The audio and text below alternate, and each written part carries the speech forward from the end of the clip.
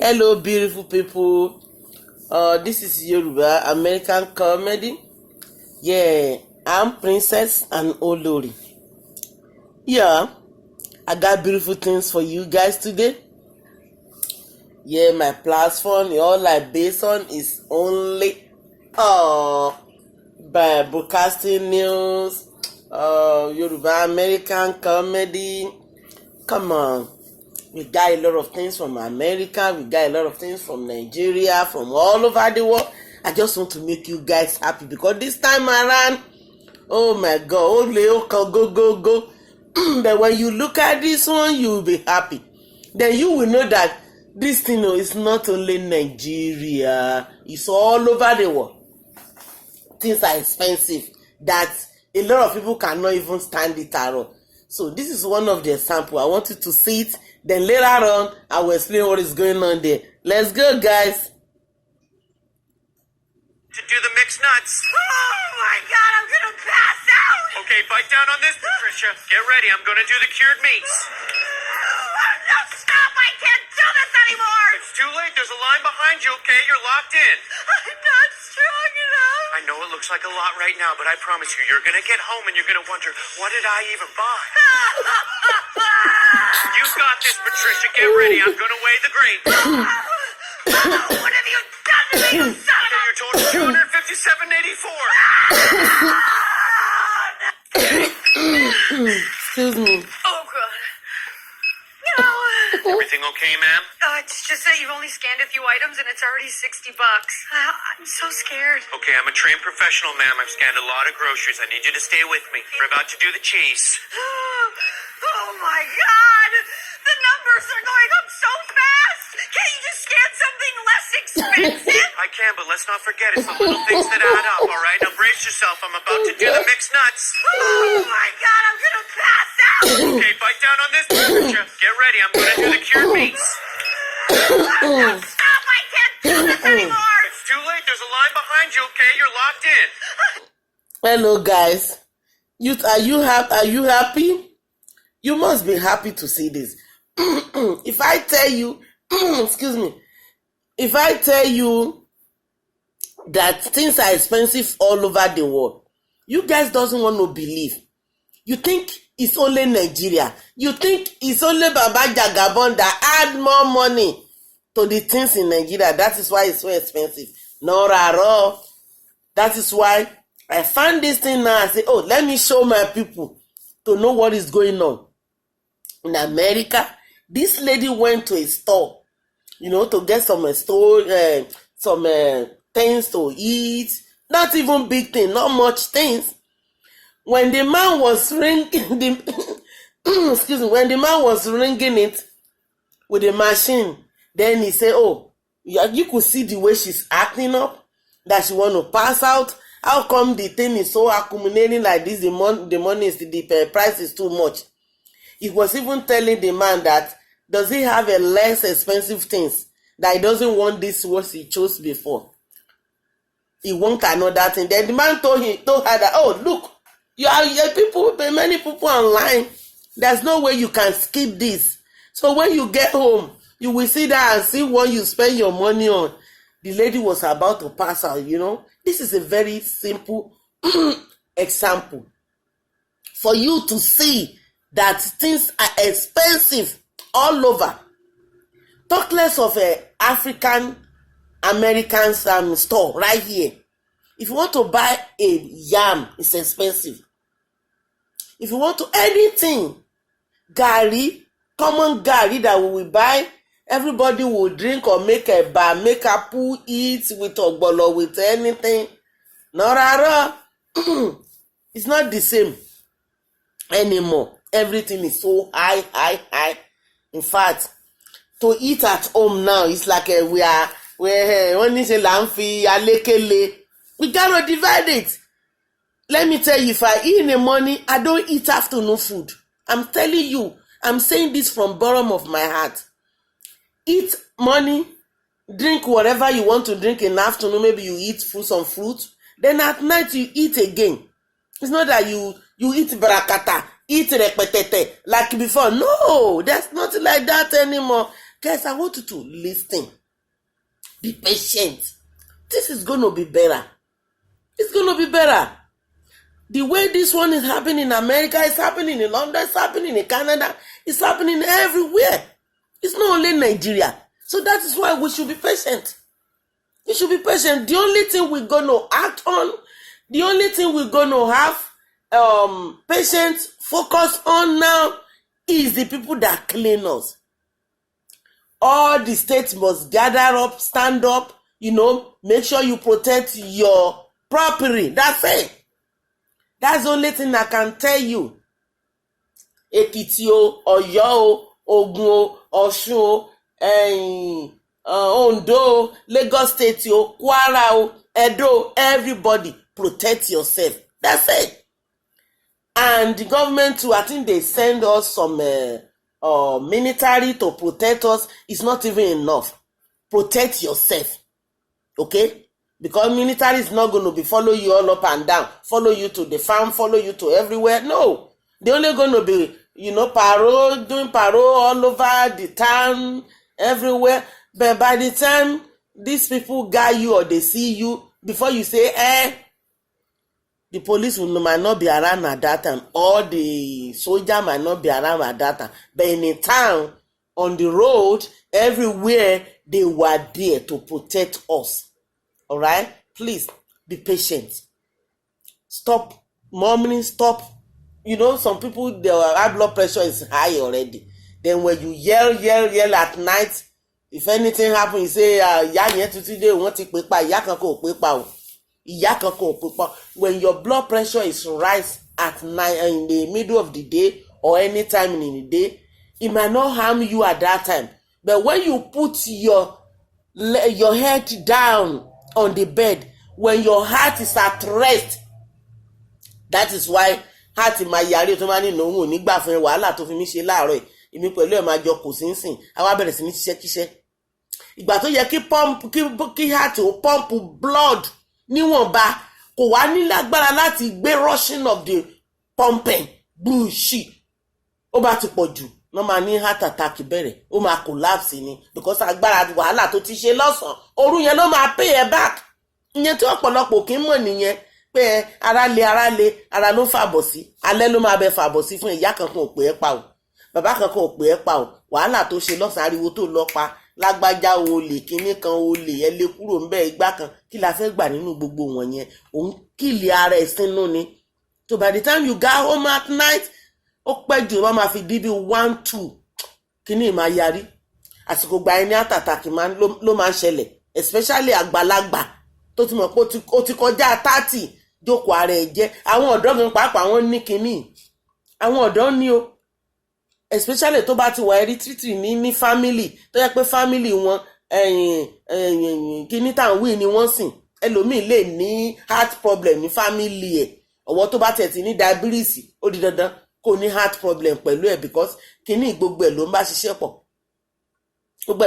pọ̀ ó máa blood pressure máa rise sugar máa rise tó bá sí lórí medication nìkan ni ò ní bà heart ẹ jẹ́ bẹ́ẹ̀ tó bá wà lórí medication kò ní lọ sí di heart ẹ wọ́n tó bá dẹ̀ ti ń damage heart ẹ díẹ̀díẹ̀ ó di dandan kí heart máa bẹ̀rẹ̀ sí ní ṣiṣẹ́ kíṣẹ́ so tó bá dòru wàhálà wá bẹ̀rẹ̀ àwọn máa mí lókè mí ẹ̀jẹ̀ á máa yọ lójú yọ nímú yọ lẹ́nu ẹ̀ wá ní wọ́n pè pa ní wọ́n pè pa blood yẹn ló rush jù gbà tí heart ò bá lè gbé so any exit tó bá máa rí ló máa gbà jáde ìmí àgbà ojú jáde àgbà mú jáde àgbà etí jáde nǹkan wàhálà tó ti ṣe lọ́sàn-án nìyẹn o ẹ jẹ́ ká ṣọ́ra wa ká ṣe kí ni ká ṣọ́ ara wa lọ rí dókítà ẹ lásìkò wọ́n tó bá mọ̀ pé ó ti pariwo tètè ya lóògùn kó tó sùn tó o bá dẹ̀ lóògùn tó máa lò wá nǹkan kan tó máa ṣe ṣá tó yẹ pé heart ẹ á ti wà at rest dáadáa á ti rí lásìkò tó tí ò bá wà rẹ́ lásìkò tó sùn tó gbé palpitation pì tó gbé lọ sórí bẹ́ẹ̀dì tó lọ sùn ọlọ́run ní jẹ́ gbogbo ẹ̀ kò láàfin o gbà tí nàìjíríà bá wá máa bẹ̀rẹ̀ sí ní dáa wọn ní ṣe lẹ́yìn ẹ̀ wọn ní ṣe lẹ́yìn mi o ẹ̀yin gbogbo wa báyìí wọn ní ṣe ojú wa náà ti máa ṣe so mo bẹ̀ lórúkọ Ọlọ́run please just be patient gbogbo wọn ní aboyún moṣù kò mọjọ́ lọ́rọ̀ wá ń sìn ó máa tó dáa ìyàwó mi lóyún ó máa tó bímọ ìyàwó mi lóyún ó máa tó bímọ ó máa bímọ lọ́jọ́ kan bẹ̀t kò ní pẹ́ mọ́ gbogbo akájọ fọkàn sí bẹ́ẹ̀ ká dẹ̀ máa fàdúrà ti ìjọba lẹ́yìn ẹ gbàdúrà fún bàbá kí gbogbo ẹ̀ kó ṣeé ṣe ẹbí bàbá kọ́ o síìtì tí bàbá bá ń bẹ̀ yẹn ó lágbára díẹ̀ kò ṣeé sọ ká mẹ́nu kúrò ń bẹ́ tó láti sọ́sọ́sọ́sọ́ àwọn èèyàn wa bí pẹlẹbẹ ní ọ̀bẹ wa mú lọ ọlẹ̀ àfẹ́ gbọ́ bàbá Jàgàbọ̀ ṣálà ń pariwo kiri rántí wípé tí Ìgbò bá wà ń bẹ̀ kò sí nǹkan tó lè ṣe rántí pípa Haúsá bá wà ń bẹ̀ kò sí nǹkan tó lè ṣe ẹ pariwo Buhari títí ìjọ jáde sí yín kò jáde tó fi kúrò ń bẹ̀ títí dè ní àròjú ẹ̀ níta bàbá tó dẹ̀ ń jáde sí wa tán tún yọ sí wa gẹ́gẹ́ bíi bàbá ọmọ ẹ tún fa afariwo yín ẹ fi lé bàbá wọlé kí lẹ wá ní ká ṣe báyìí bó la wá ń lọ Ìgbò dé kò ṣe Haúsá dé kò ṣe Yorùbá tún débẹ̀ kán tún máa bá wa ṣe díẹ̀díẹ̀ ẹ tún ní bàbá ò da ìgbà ò da àwo ò da igi yìí ò da ayọ́dànù ó ń ṣèfí igi eléyìí ò da ó ń ṣèfí igi wo ló wá fẹ́ ṣe oúnjẹ náà jiná báyìí ẹ̀yin èèyàn wa igi wo ló fẹ́ ṣe oúnjẹ náà jiná o dẹ̀ fún mo fi dá yín lójú wípé bàbá máa ṣe dáadáa I'm telling you this wọ́n máa ṣe dáadáa o ẹ jẹ́ kí wọ́n ra máa clean ẹ̀ díẹ̀díẹ̀ gbogbo nǹkan tí bàbá ti gbé jáde kò tí ì sí president tó wà ní Nàìjíríà tó gbérú ẹ̀ jáde rí láyé president wo ló máa prope nbo wọ́n fi mú ẹni náà fọ́n fèrè president Buhari ò tọ́ka sí terrorist tó fi kúrò ńbẹ̀ list yẹn jẹ mọ́ra ó jẹrà mọ́ wọn láàrin bẹ́ẹ̀ ni wọ́n gbé jáde ìgbà tí bàbá débẹ̀ gbogbo ni bàbá bẹ̀rẹ̀ sí ní wọ́ jáde ẹ̀yin ẹ̀wẹ̀ Emefiele ẹmọjọ́ tó ti ń swallow owó ni tó di àsìkò iná ẹ̀ṣẹ̀ wàá rí mú jáde síta can you imagine that bẹ́ẹ̀ lọ títí so ọ̀rọ̀ àwọn ọmọ skul tó tún délẹ̀ náà sìn àìmọye ọmọ skul tó yẹ pé wọn ò ní rówó san wọn máa jókòó sílé ni bàbá dè náà wọn máa bá wọn sanwó yẹn díẹ̀díẹ̀ tó bá ṣe tán ní skul so that you guys can pay back wọ́n lè máa sanwó yẹn padà díẹ̀díẹ̀ ńgbà tán bá ti ríṣẹ́ fún ìdánilójú pé iṣẹ́ dẹ̀ máa wà tán bá ti máa ṣe tán I'm sure bàbá náà tún ti ń pìpì àyìn mi ò ní sọ yẹn fún yín o èmi ò mọ o bẹ̀mí ń sọ fún yín ni pé ẹni tó bá fi mú kí bàbá lè sọ pé àwọn máa fún àwọn ọmọ skul ní owó láti máa fi san owó skul wọn dájúdájú I'm telling you káwọn ọmọ yẹn tó ṣe tán skul bàbá ti fátìrì ti kúnlẹ̀ fún wọn tán ti máa ṣiṣẹ́ mo kàn fẹ́ kẹ́ mo fẹ́ àṣù ọyìn nìyẹn ni o bùkọ́ mọ̀ pé owó yìí ń bọ̀ náà ti máa rí san òkè sí bá ti kúrò ní skul tán jókòó sílé owó ò ní ṣe san mọ́ iṣẹ́ gbọ́dọ̀ wà fún wọn wọ́n bá ti láti ibi skul náà ti máa allocate wọn pé ìwọ lọ sí ibi báyìí tí ibi iṣẹ́ wà ní èmi sọ ni o mo kàn ń sọ tèmi ní mi mọ nǹkan tí bàbá ní sílẹ̀ fún wa ọbẹ̀ tí mo mọ̀ pé nǹkan tó máa jẹ́ nìyẹn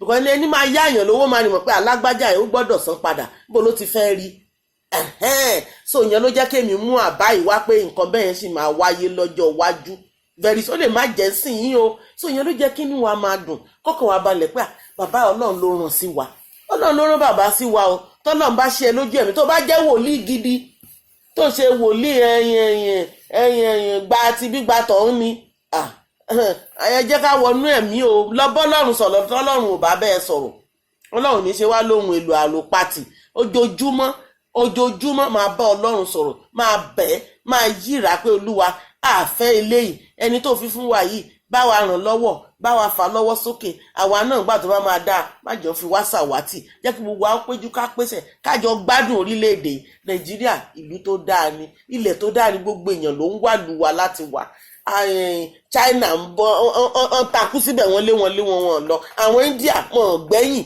níbi tí India ti ń kọ orin Yorùbá ní skul àwọn ọmọ wọn kò sí Yorùbá kankan kò sí dúdú kankan láàrin wọn Yorùbá náà fi ń kọrin bẹ́ẹ̀ náà àwọn ìlú gbogbo tó kù Germany France everyone Canada America Nàìjíríà ṣáá ni wọ́n ń wá so ìyẹn ló yẹ kínú yín máa dùn wípé yes ọ̀yàn tó dáa lọ́nà fi wá ṣe tó wáá pa ajá láìsàn tá a jẹ́ oníkanra níwọ̀n níwà àwa la tutù jù gbogbo àgbáyé àwa la dáa jù àwa la níwà jù àwa la gbọ́n jù àwa náà la dẹ̀ tún tó ti yé yín so ẹ ṣàánú ẹ jẹ́ ká fọwọ́ wọ́nú ká fi òróró ká fi lé ìwọ tó bá rẹ́bà jẹ lásìkò jẹ ìwọ tó bá rá àmàlà dẹ̀ tún ti sọ̀kún sí everywhere àmàlà ni lọ síbẹ̀ kó rà níwọ̀nba alábọ́dé Ọlọ́run á pèsè fún wa Ọlọ́run á dẹ̀ fún wa ní ẹ̀mí gígùn àtàlàáfíà ìrì ayọ̀ náà aṣojú gbogbo wa ẹ jẹ́ tún gbé kinní sí kẹtún rẹ́rìn lẹ́ẹ̀kan sí torí lẹ́nìí yẹn ti ẹ̀fẹ̀ dákú sínú stọ̀ báyìí ó lóun rà mọ́ ó ní kó dá padà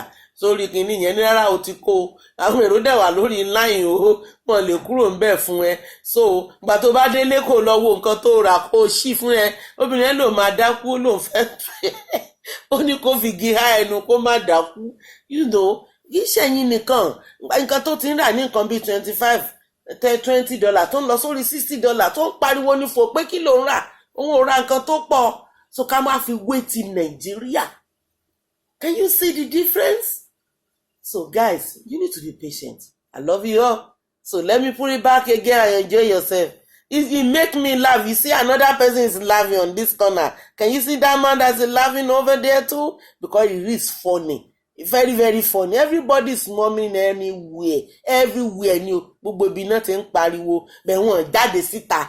Kan gbégi báwa ṣe gbégi tá à ń pariwo olè. Nígbà tí ṣe bàbá Jagabon ló ní gbogbo store tó wà nílùú. Àbáwọn náà ń ta sí. Àtàwọn ni Dangote tó ń ta sìmẹ́ǹtì. Àbáwọn náà lọ wa gàárì lóko tán fi owó lé cassava fún wa.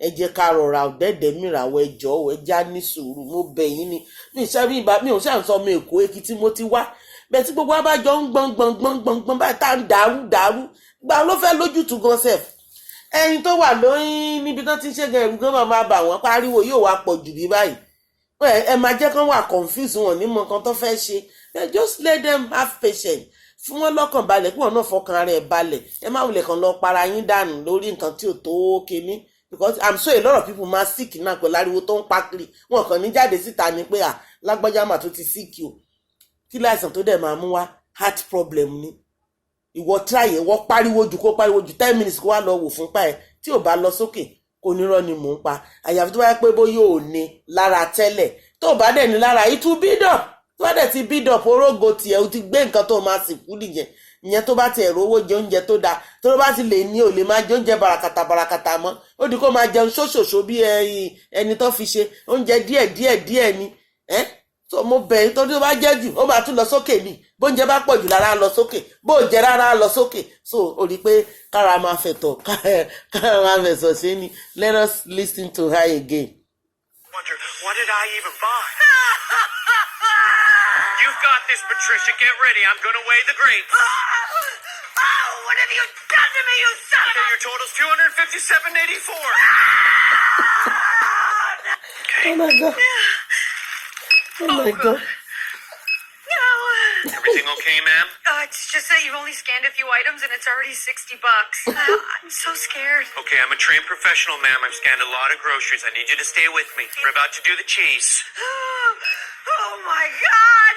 The numbers are going up so fast! Can you just scan something less expensive? I can, but let's not forget it's the little things that add up, all right? Now brace yourself. I'm about to do the mixed nuts. Oh my God, I'm gonna pass out! Only the price is going up. Get ready. I'm going to do the cured meats. No, stop! I can't do this anymore! It's too late. There's a line behind you, okay? You're locked in. I'm not strong enough. I know it looks like a lot right now, but I promise you're going to get home and you're going to wonder, what did I even buy? You've got this, Patricia. Get ready. I'm going to weigh the grapes. Oh, what have you done to me, you son of a... Your total's $257.84. Price nǹkan tó rà ló fẹ́ pààyàn o so guys ẹ jẹ́ ká ní sùúrù ẹ̀yin jọ̀mọ́ mi ẹ̀yin fáànù gbogbo ẹ̀rí báyìí tí bá ti ra níwọ̀nba owó dání ẹ̀ra nǹkan tẹ̀ mọ̀ pé ní tẹ̀ máa jẹ ẹ̀jẹ̀ á fi bàtà ká faṣọ sílẹ̀ ẹni bá dẹ̀ lówó bàtà tó bá fẹ́ ra aṣọ bá fẹ́ ṣe pàtí ó lè rà á pẹ̀lú wá mọ̀ pé ààyè bàtà ò tí ìjọba ààyè aṣọ tí yọ sí ra oúnjẹ tó máa jẹ sínú ẹ̀ ná má ṣe pé lágbájá ti lọ́jọ́ ní orí YouTube mo rí princess òun náà dirun ó yóò jókòó nínú YouTube no àsìkò ara là ń búra àsìkò oníkálukú ọ̀tọ̀ọ̀tọ̀ àsìkò tó máa jó ìwà ń bẹ àsìkò tó máa ṣoge wà ń bẹ lásìkò tá a wà yìí ó dàgbọ́ náà fún yẹn ló ní ìdí nǹkan ká fún un ọlọ́run á dẹ̀ bọ́ wa yó ẹni bẹ́ẹ̀ ṣe ló rà pé kí n máa wò ó lọ because this lady is so funny. Your total's $257.84.